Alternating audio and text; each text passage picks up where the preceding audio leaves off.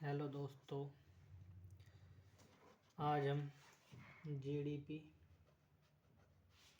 GNP, NDP, NNP ये पढ़ेंगे। ये बहुत कन्फ्यूजन टॉपिक है, पर मैं तुम्हें इतनी आसानी से बता दूंगा, तुम्हारे एक एक वर्ड समझ में आ जाएंगे। सबसे पहले हम जीडीपी लेंगे। जीडीपी क्या है? Gross domestic product. ये भारत है, मान लो। इसकी सीमा के अंदर जितने भी उत्पादन हो रहा, चाहे वस्तु हो चाहे सेवा हो, कोई विदेशी कंपनी आके यहाँ पे लग रही, चाहे भारतीय कंपनी आके यहाँ पे उत्पादन कर रही, कुछ भी हो, उसका सबका मूल्य कितना? एक वित्तीय वर्ष में,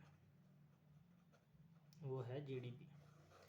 मतलब कि हमारी भारत की सीमा में उत्पादित वस्तु और सेवाओं का जितना भी मूल्य है ना, वो जीडीपी है सीमा के अंदर। ठीक है, जो हमारे सीमा के अंदर है। मूल्यह्रास क्या होता है?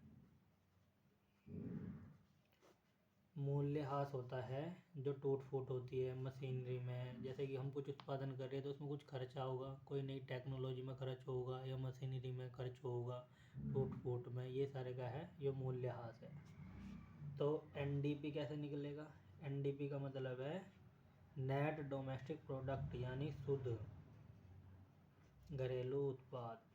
तो हम इसमें जीडीपी में से मूल्यह्रास घटा देंगे, ये हमारा एनडीपी निकल जाएगा। अब एक टर्म है जीएनपी। जीएनपी जीएनपी का मतलब है, देखो,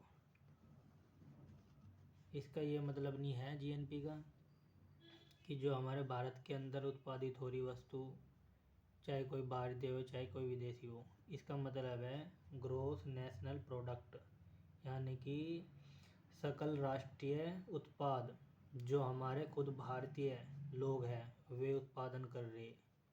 ठीक है, चाहे वे बाहर कर रहे हो चाहे भारत के अंदर कर रहे हो, वे हमारे घर के यानी कि हमारे भारत के लोग हैं। ठीक है,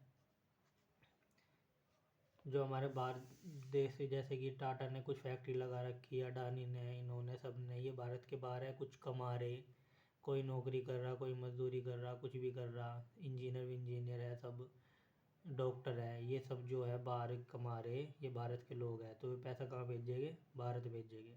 ठीक है, और भारत के लोग कमा रहे, इनकी उत्पादित वस्तु और सेवाओं का मूल्य।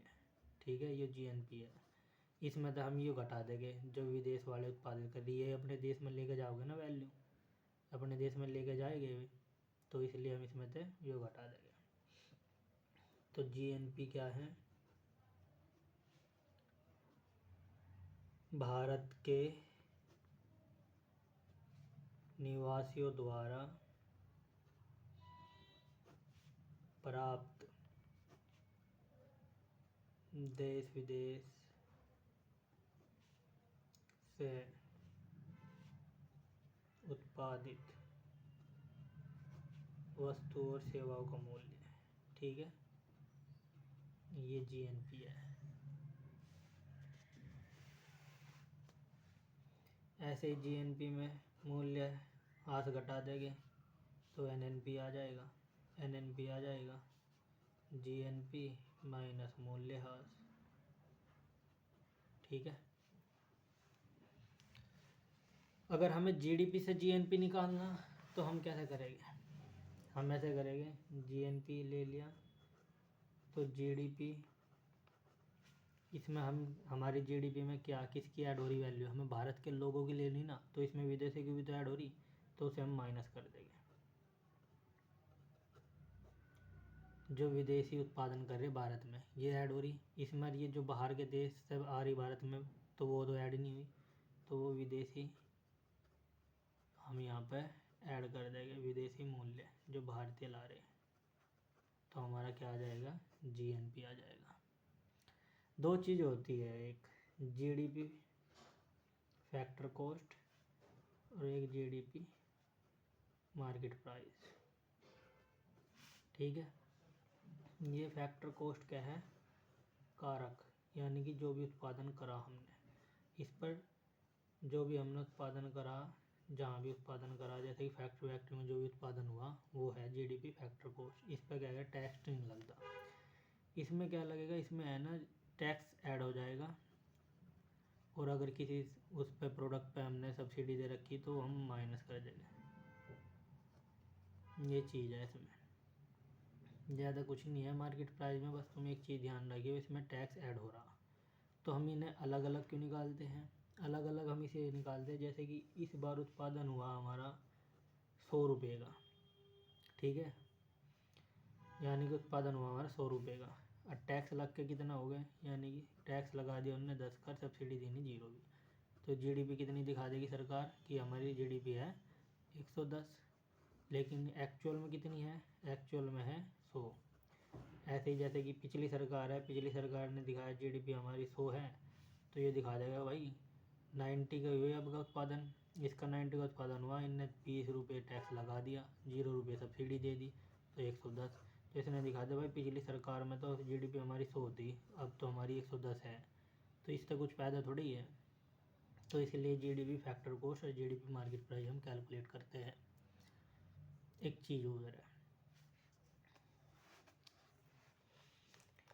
आगे का तो हमारे समझ में, आगे तो ठीक है। बस फैक्टर कॉस्ट तुम ध्यान रखियो, उसमें टैक्स ऐड नहीं होना का, मार्केट प्राइस में टैक्स ऐड होगा, ये चीज़ ध्यान रखियो। चलो ठीक है, थैंक यू।